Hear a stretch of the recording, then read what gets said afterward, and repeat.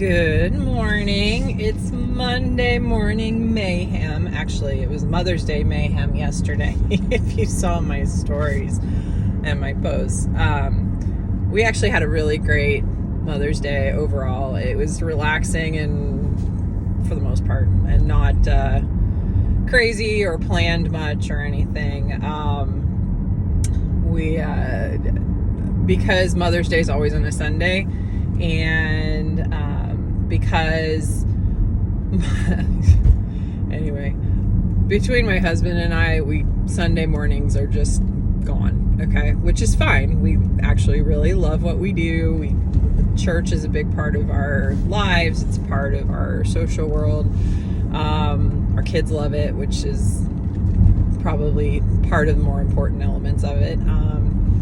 But my husband serves every Sunday, and he plays guitar in the worship band at our church, and so he's gone by 6:30, 6:45 or something like that in the morning, and he doesn't get back until about 12:30.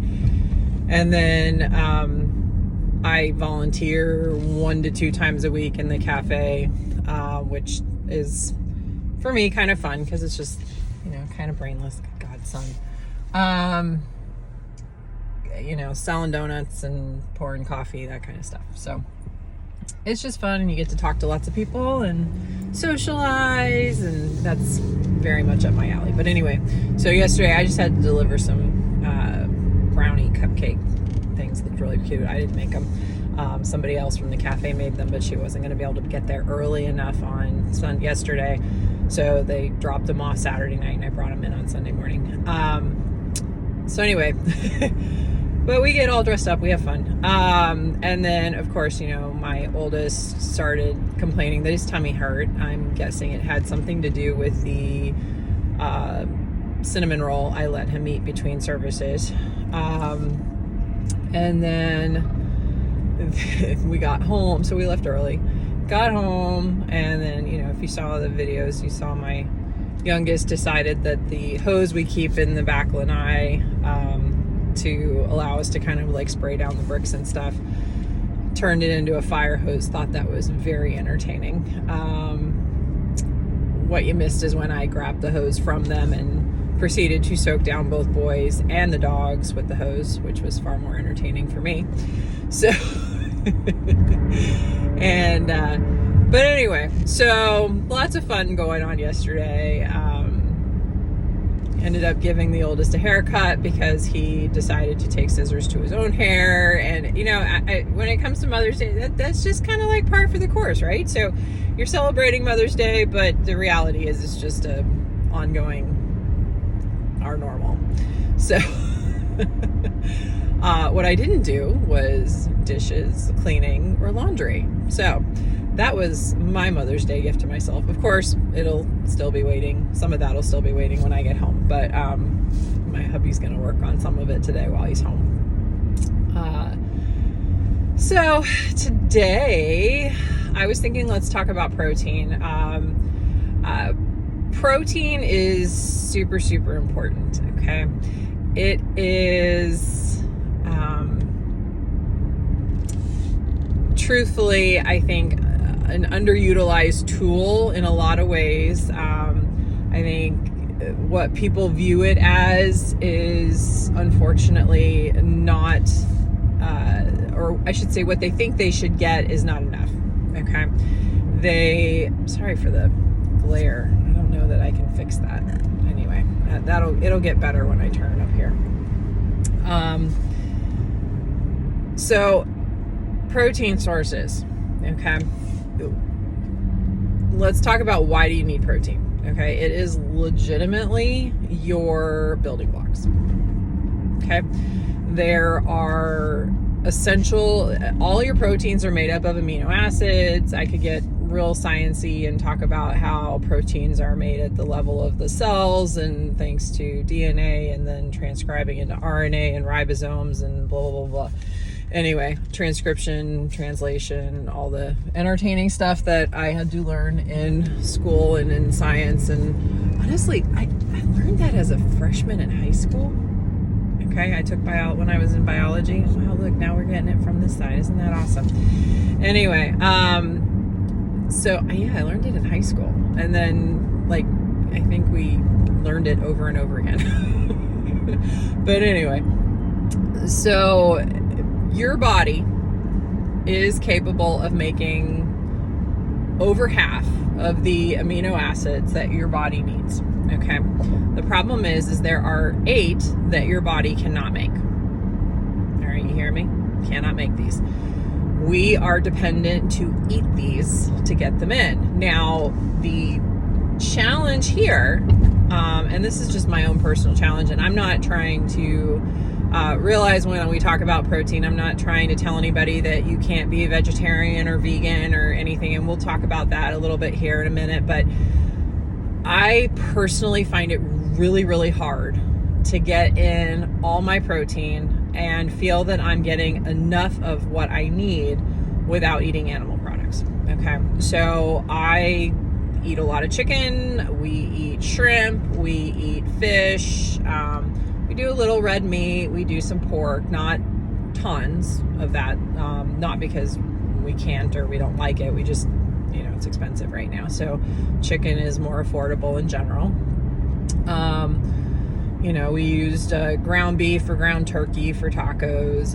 But it's mostly meat, okay? And then we do, in my world, meat was anything with a face, okay? So, I grew up out in California. People talk about I don't eat meat. That includes fish and poultry, okay?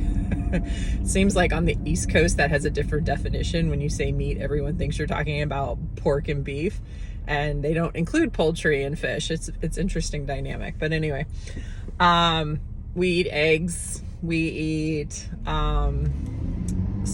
we eat a little cheese. I don't eat as much cheese because it doesn't agree with me as well, but we don't drink milk in our house, but that's mostly because it makes everybody really snotty and congested. So and I have another little spiel we can do about dairy on another day, but just we don't do a ton of dairy in our house. Mostly cheese and some butter. But protein wise, it's usually chicken, fish, pork, beef, eggs, a little bit of Greek yogurt, some cheese. Those are all animal sources of proteins, okay? Non-animal sources, so if you are a vegetarian or a vegan, or if you just like mixing it up, things like beans, legumes, peas, quinoa, even rice, those all have, and there is some protein in things like broccoli and whatnot, but you're talking about in an entire serving, it's like 2 grams, okay? It's not a dense source of protein, whereas 3 ounces, which is like the size of a deck of cards of your animal proteins, that's like 20 grams on average. A little more if it's leaner, a little less if it's fattier, but density wise, you can't get more protein than you can with animal products. So, but if you choose to do the plant-based products, it's fine. You just realize that there's not really, quinoa I've heard mixed things about, but there's really no true plant-based protein that provides you with all of the nutrition and all the amino acids, okay? So you have to mix things like quinoa and brown rice. You have to mix things like beans and rice. You have to mix them together to get all of those amino acids. So you have to be really aware of what amino acids your plant-based products are providing. The other thing that I always encourage people to be careful of is things like soy, which I know is denser, but it's still a plant-based estrogen, and they use so much soy as fillers in our food. If you're not careful, if you're not really trying to eat a whole food diet, it really can derail your hormone balances. And so there's a reason we have a lot of estrogen dominance in our society, why we have so much more infertility, and this is a whole nother discussion. But anyway, I really think it's the food that we eat that's doing this. So you just have to be really, really careful. All right. it is what it is. If you're eating plant-based because you have an ethical reason behind it, because you have allergy to certain meats or whatever, that's fine. I mean, I'm not sitting here telling you can't do that. You just have to be really careful. The other thing is those foods are all really high in carbs. Okay, so if you've got like MyFitnessPal, or if you're one of my Faster Way clients, you know, we track our macros, and when you put in a cup of black beans, okay, a cup, which is not like a huge serving of beans, like that's maybe half a cup to a cup's a pretty normal serving, right? So, but if you measure that out and you actually figure out the macros on that, yes, it's a great source of protein, but it's like 50 grams of carbs. All right. So if you want to have that be your protein source, that's fine, but realize it's checking 2 boxes at one time, which, okay, that's fine. Just be aware. Okay. Be aware of what you are consuming and what you're putting into your body and how you feel when you eat those things. And then realize, though, that you need those building blocks. You need that protein to build the enzymes, to build some of the hormones, to build your muscles, your organs. Sorry, turning and I moved my phone. To build those things in your body that it needs to push your metabolism to function normally. Okay. Now, in terms of how much protein do you need a day? Okay, so this is a great question. I'm not going to sit there and tell you it's a one size fits all, because it's not. Okay, every single one of my clients gets a individual protein goal. Okay, some of it has to do on height and weight and how much they actually just need to eat in general. Some of it has to do with how much you're working out. Okay, let's face it, if you're lifting really heavy, which I always encourage people to do, you need more protein. Okay, my personal protein goal is about 140 to 145 grams a day. It's a lot. Trust me, it's a lot. It's a lot of protein. Some days I struggle. Okay, but I feel so much better when I consume that much. Okay, my body knows that it's getting fueled to do the next workout, because you build muscles and you are really fueling those muscles and building them in the kitchen. You're actually breaking your muscles down and tearing them when you work out. So we have to repair them, and you have to have the building blocks to do it. And if you're not eating enough protein, if you're not getting a wide variety of amino acids when you're consuming those proteins, you are missing out.